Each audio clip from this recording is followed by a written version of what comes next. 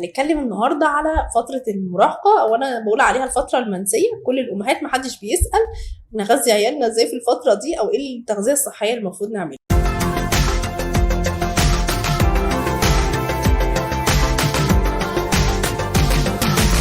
دي فترة مهمة جدا عشان احنا يعني بنبني البنوتة او الولد دوت للفترات بقية حياته بعد كده بتبقى معتمدة بجزء كبير جدا على التغذية السليمة اللي حصلت في فترة المراهقة. احنا هنتكلم حتى عن الفتره دي علشان في نقطتين مهمين قوي عايزين نركز عليهم، ان دي الفتره اللي بيكون فيها مخزون الكالسيوم في الجسم، وخلاص بعد ما الفتره دي بتعدي اللي هي من 13 ل 18 اخرنا في المرحله دي 21، لو ما خدناش نسبه كالسيوم كويسه هيبقى عندنا نقص في المخزون وعرضه اكتر للهشاشه.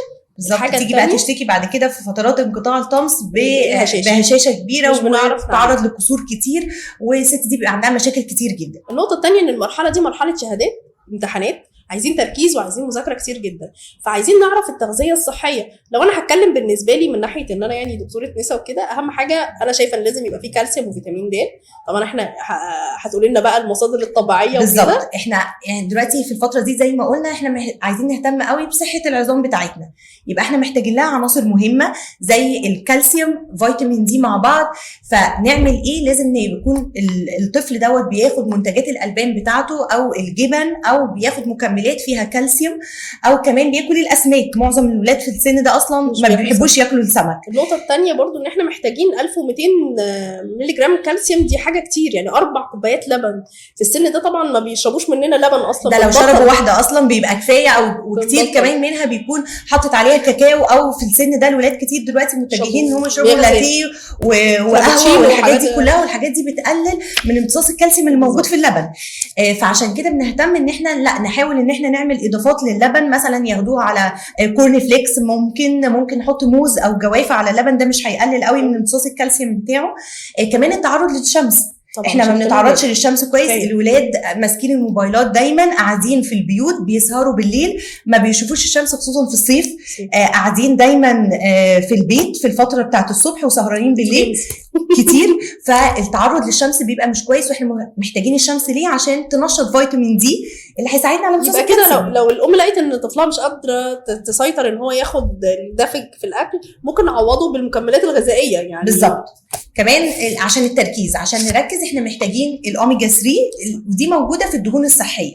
هنرجع تاني نقول السمك انواع السمك المختلفه دي فيها الاوميجا 3. كمان حاجات زي الدهون الصحيه زي زيت الزيتون، الافوكاتو، المكسرات، لو احنا نقدر ندخلها في الاكل بصور مختلفه دي هتبقى مفيده جدا. طيب في حاله بقى جات لي بنوته عندها 14 سنه، جايه عشان بتشتكي مامتها من النحافه. البنوته وزنها قليل، هي كمان حاسه مقارنه بزميلاتها المفروض ان هم بداوا يبقوا انيسات مثلا، انه لا هي شايفه ان شكلها صغير عن بقيه زمايلها، وكمان ما حصلش بلوغ. فهل الوقت دوت نتوجه لدكتور النساء؟ نبدا نقلق ونعمل ايه؟ هو احنا بنبتدي نقلق لو احنا وصلنا 14 سنه وما ظهرش اي مظاهر من الانوثه، من ان ثديها هيكبر او يظهر بعض الشعر في المناطق المختلفه المتعارف عليها. ساعتها نبتدي نقول لا ده كده في تاخير. او وصلت 16 سنه وما نزلش بيريد رغم ظهور الثدي وظهور الشعر وكده، ساعتها نبتدي نقلق. بس هو عموما لو واحده وزنها اقل من المعدل الطبيعي للكتله في جسمها، بنحتاج ان احنا نزود شويه في الاكل ويبقى اكل صحي متوازن. بنحتاج ان احنا نزود نسبه دهون شويه، لان في الاول وفي الاخر هرمونات الانوثه دي اساسا تعتبر كورتيزون، يعني مصدرها دهون.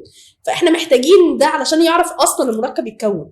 هنا بقى بنقول بيبقى عندنا مشكله، الام دايما عايزه تاكل البنوته زياده، ممكن البنت دي مش قادره فعلا تاكل اكتر، يعني شهيتها مش بتيجي على حاجه زياده. ساعتها بنصحهم ان احنا نفس الحاجه اللي احنا بناكلها بس هنزود السعرات اللي فيها. يعني لو هي مثلا بتاخد ساندوتش، فاحنا هنزود نفس الساندوتش ده بس هنزود عليه معلقه زيت زيتون مثلا، او نحط معلقه زيتون. فاحنا زودنا دهون صحيه من غير ما نوصل للبنت ان هي لازم تاكل زياده.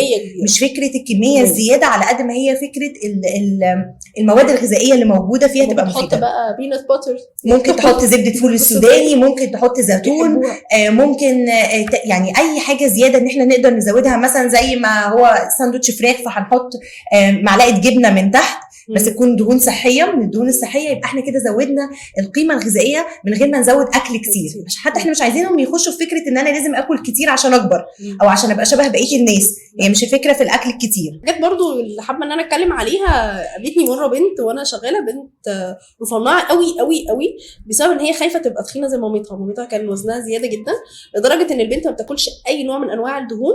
هي بتاكل فعلا اكل يعتبر هيلثي، بتاكل بروتينز وبتاكل سلطه بس. يعني هي حتى بتقولي السلطه ما تحطش عليها نقطه زيت زيتون حتى خالص.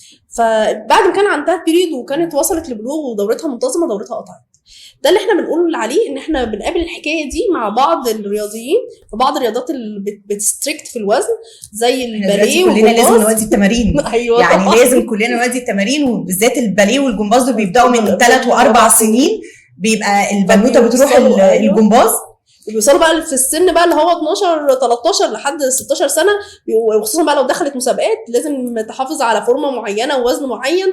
الفكره بس ان لما بنمنع الدهون خالص فعلا الجسم مش بيعرف يكون الهرمونات بتاعه الانوثه، فالبنت بتفقد انوثتها. هي في الاول وفي الاخر هي احنا لو بنتعلم باليه فاحنا عشان تبقى مادموزيل كده جميله وشيك ومحافظه على لياقتها فلازم ندخل نسبه الدهون الطبيعيه الصحيه. يعني لو احنا اكلنا السلطه بزيت زيتون مش هتبقى هي ده الايشو في الوزن، بس هتفرق في صحتها بعدين. لو حطينا عليها شويه مكسرات، لو حطينا معلقه سمسم صغيره هيبقى فيها شويه كالسيوم وشويه دهون. فدي نقطه مهمه. احنا يعني مش نخلي الرياضه تيجي على الدور الاساسي للبنت. هي في الاخر بنوته، فلازم نحافظ يبقى ده المبدا الاساسي في حياتنا. وفي نفس الوقت تقدر تحقق بطوله وكل حاجه، بس لازم تكون بتغذيه سليمه.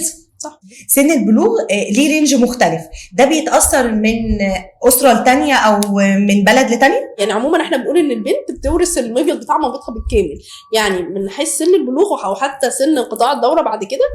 فالبنات اللي بتبلغ امهاتهم بتبلغ على سن 12، عاده البنت بتبلغ في سن 12 زي مامتها او زي خالتها. الحاجه الثانيه ان احنا عندنا المناطق الحاره بيبلغوا بدري، ففي الخليج بيبلغوا بدري عن اوروبا. مثلا اوروبا بتبلغ على 16 سنه ولا حاجه، وده اللي متعارف عندهم، مفيش مشكله كده. سمعنا ان دلوقتي في الوقت الحديث اللي احنا فيه ده ان البلوغ بدا يحصل بدري عن العادي، عن اللي كان موجود بسبب السمنه وبسبب الجانك فود اللي احنا بناكله كل يوم. يبقى لو البنوته قلبوزه شويه او عندها شويه زياده في الوزن، احنا نتوقع، انا كأم اتوقع ان هيحصل بلوغ بدري. ما تخضش. ايوه، بس ده في مشكله اساسيه انها هتبقى قصننه عن بقيه زمايلها. هتفرحي دلوقتي انك تلاقيها طويله شويه، بس بعد كده قدام هي هتقف في النمو بتاعها وهتبقى قصيره بصوره واضحه عن زمايلها بعد كده بسبب البلوغ المبكر. ده غير ان هتفقد برضو فتره في الطفوله مهمه يعني. وفي كمان لو هي اصلا اطول شويه او يعني مليانه شويه عن بقيه زمايلها ممكن تتعرض لمشاكل مشاكل سمنه ومشاكل تنمر، فبتجي لها على مشاكل نفسيه اكتر، والبنت تبقى حاسه انه جسمها ده هو سبب المشكله. فاحنا لما بنعالج السمنه مش بنعالج مشكله واحده، حاجات كتيره، بنعالج حاجات كتير، حاجات نفسيه، وبنعالج ان احنا ما يحصلش بلوغ بدري. فالنصيحه اللي هنديها لكم في الاخر انه دايما ان الاكل الصحي ده مش اختيار سيء خالص، بالعكس ده اختيار عشان نتجنب مشاكل كتير جدا. مش معناها ان احنا محرومين او ان احنا لا، ممكن ناكل مره في الاسبوع ولا حاجه، ممكن مره من غير دايت، وممكن مره ناكل حلويات في الاسبوع، وممكن مره ناكل مقليات في الاسبوع من غير ما الطفل يحس ان في اي مشكله. بس في الاخر احنا بنتجنب مشاكل كتير جدا.